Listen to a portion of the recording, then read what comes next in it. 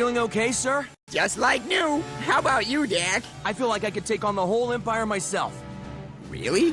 Cause that would be awesome. Hey everyone! Dak says he's got this one! You know it,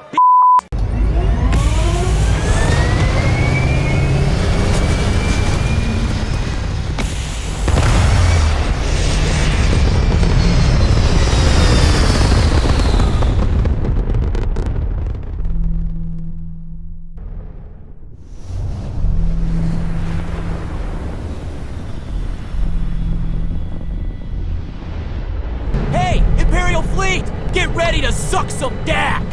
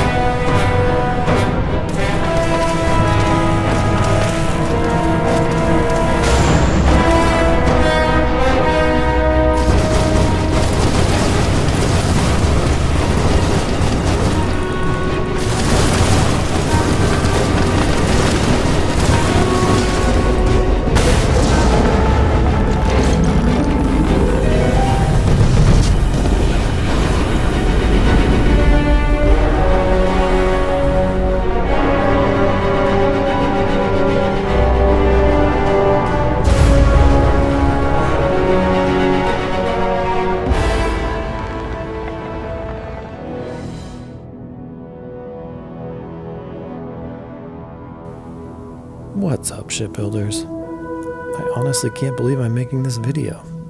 An X-Wing? Given we don't have diagonal pieces, honestly I gave up on this build a very long time ago. And sure, I'm not building it in that iconic attack position, but I'm still very pleased with how it turned out.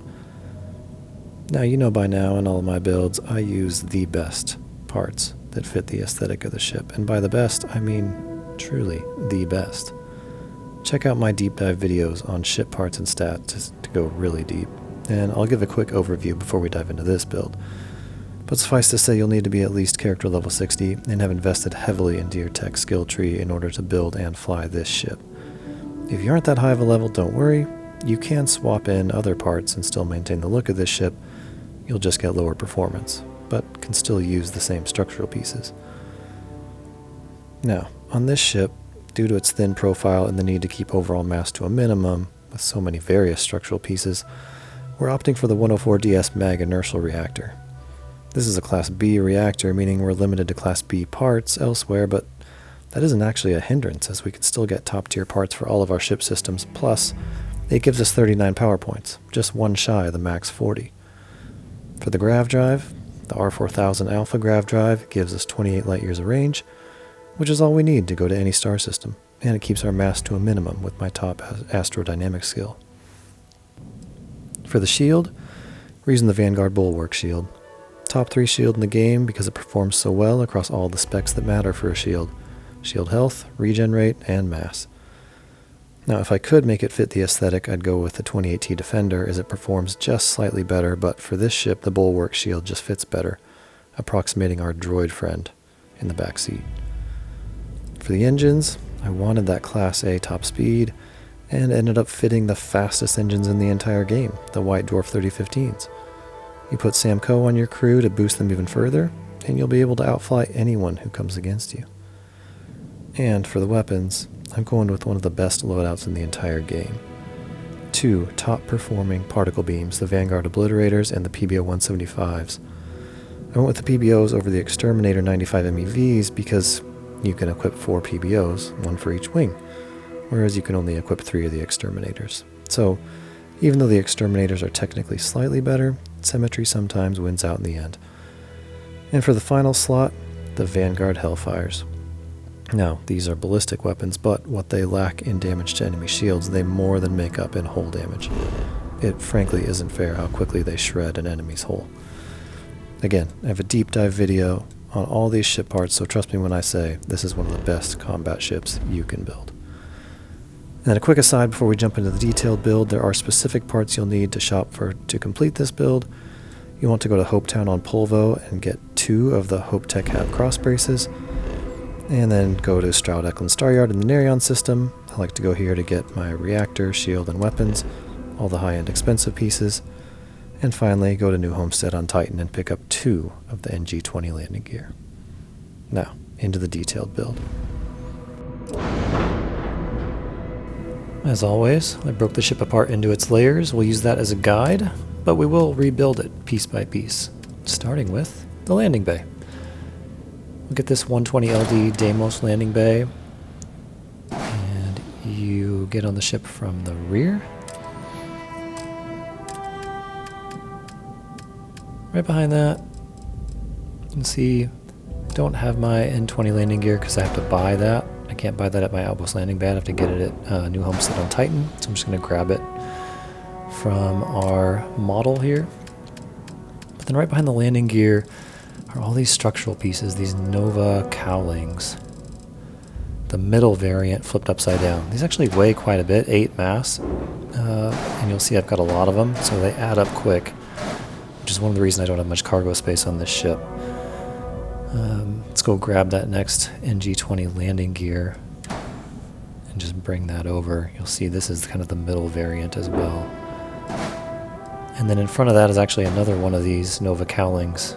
It's just the first variant flipped upside down. All these pieces will end up attaching to the top layer, so right now you'll see they don't all attach nicely. We'll have to do the top layer, kind of the middle layer I should say, to get them all to attach to one another. But to complete this bottom layer, get some of these Nova braking engines, put those on either side of the landing gear, and then scroll all the way down to the bottom. We want some of this Tayo mid-cap, and these will be on either side of our landing bay. And then behind those, we'll connect our engines, our White Dwarf 3015s.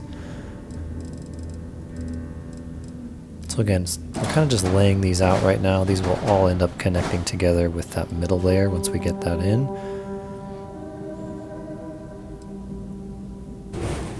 Go ahead and delete these, otherwise I'll get a part limit warning. You can only have so many parts out in the shipbuilder at one time.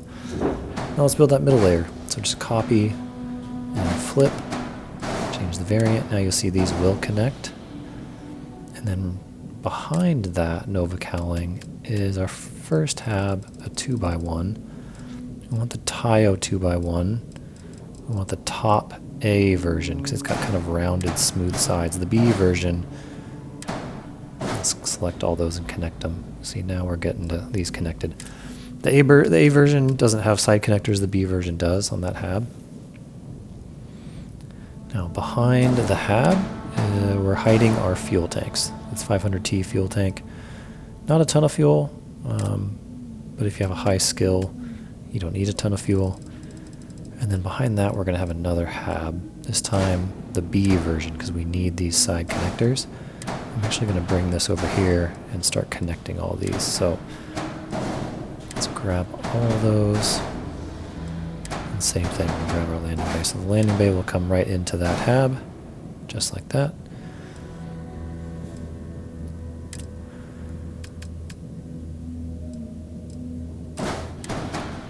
Now on either side of the fuel tank, we're going to put those Nova wings, just to get that sleek look on the nose. And then there are the Nova radiators. These have side connectors, so those go right behind those wings, those Deimos wings.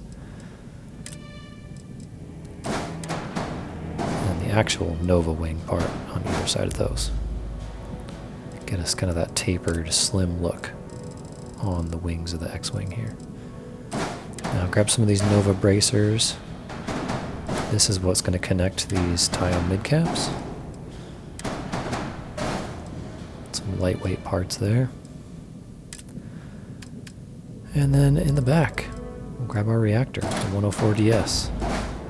Nice thin profile on our reactor there. Now we did end up getting some shielded cargo. I opted for the shielded cargo on this. So we do a little bit of cargo on this ship, even though it's lightweight. Alright. That's looking pretty good so far. Back to our structural pieces. I'm going to scroll down near the bottom and get these Stroud engine bracers. And these are going to bring us out to our wings. And then again, HopeTech HAB cross brace. You have to go to HopeTown to buy these HAB pieces. So I'm just going to grab it over there since it's not available in my Outpost Landing Pad.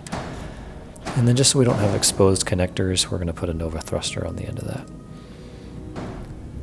Copy this Nova cowling piece, change the variant so it's backward facing, and we'll have one on top and one on the bottom.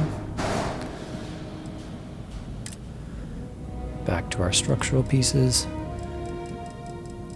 And up in this HopeTech section, we want the HopeTech radiator.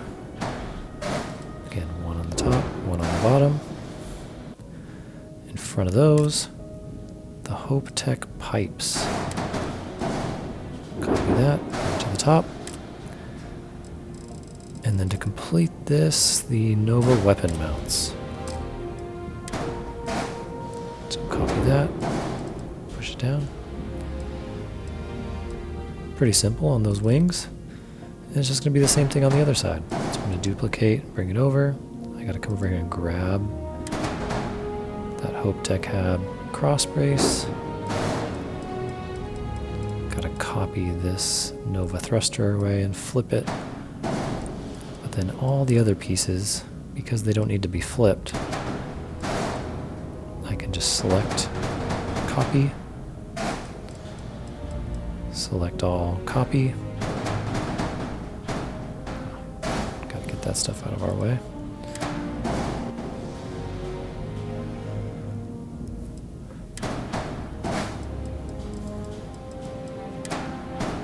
Attach.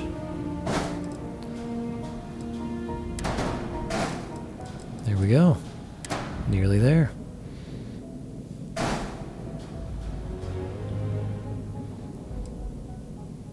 At this point, we just need the top layer. And some weapons, of course. So I'm going to go ahead and delete these. Delete those. Clean up my workspace a little bit.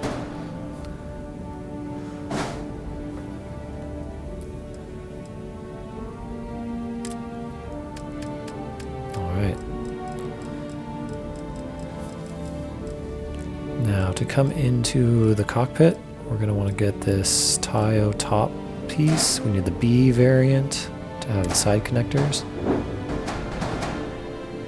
And that'll go right behind the fuel tanks.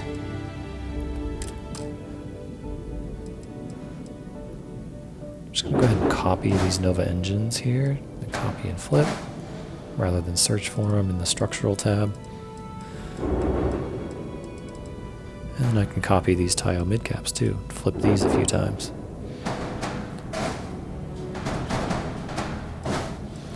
And copy the White Dwarf engines.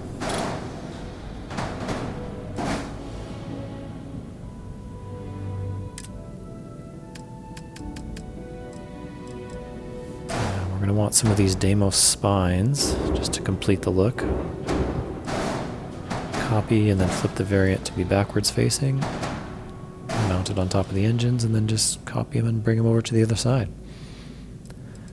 Now we need our grav drive, the R4000, we need our shield, we need our docker. So let's get our grav drive, the R4000. Again, for such a lightweight ship, we don't need a huge grav drive. Get our shield, the Vanguard Bulwark shield. That will be our little R2 unit. And then over to our structural pieces, this Deimos cowling flipped backwards. And we're just missing our cockpit and the docker. I went with the lowest kind of version of this cockpit, which just means it has the least amount of cargo. There are versions that have more, but they add a little bit of mass. And so again, trying to keep my mobility and engine performance up as high as possible, given all the structural pieces here. I went with the lowest variant. I'm just going to go ahead and copy the color scheme. To do that, I select a part with the color I want, toggle left, right, just go left, right, and then hit accept. And once you hit accept, it puts it in your palette, and then I can copy or color my whole ship that color. Same thing, I'm going to grab this red, so just left, right, accept, and then that gets me the red color that I need. Obviously, paint your ship whatever color you want. Go with the cool New Age black version. Go with blue, whatever you want to do.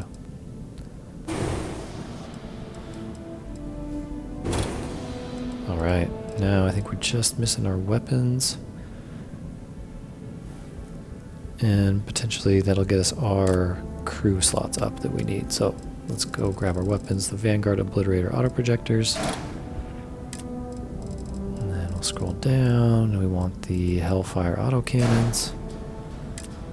To get both of those weapons, you can get up to 6, which is just crazy good. So we're going to start with these Obliterators, and I just kind of space them out on each of the wings here, so that they're fairly even, so that when I'm firing, no matter what weapon I'm firing, I'm getting shots coming from all of my wings. Just felt kind of funny to me to have like 3 wings firing at once or 2 firing at once.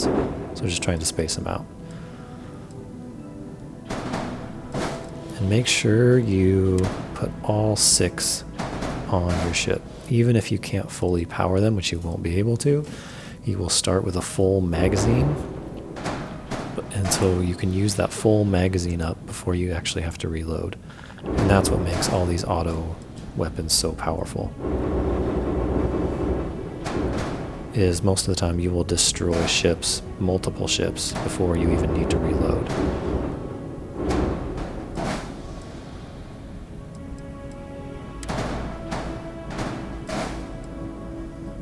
Now, the one thing I do wish about these Hellfires is they're just so bulky looking. Sometimes that can be cool, but for this ship I wish they're a little slimmer, but it is what it is. They do definitely shred through the enemy's hulls. Alright, that's 3 on that side. Let's get 3 over here.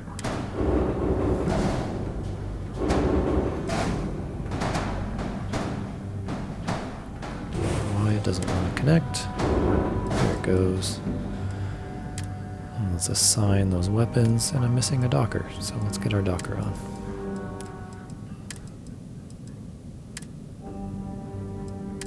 Let's see, let's flip those, put the ballistics on the 3rd slot, because we'll start with the particle beams when we first start firing, and then we'll finish them off with the Hellfires once their shields are down.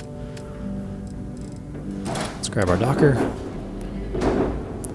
That on, and then let's flip this to be a control station, which will get us the rest of the crew slots. And there, all of our stats are now identical to when we started. That's the ship.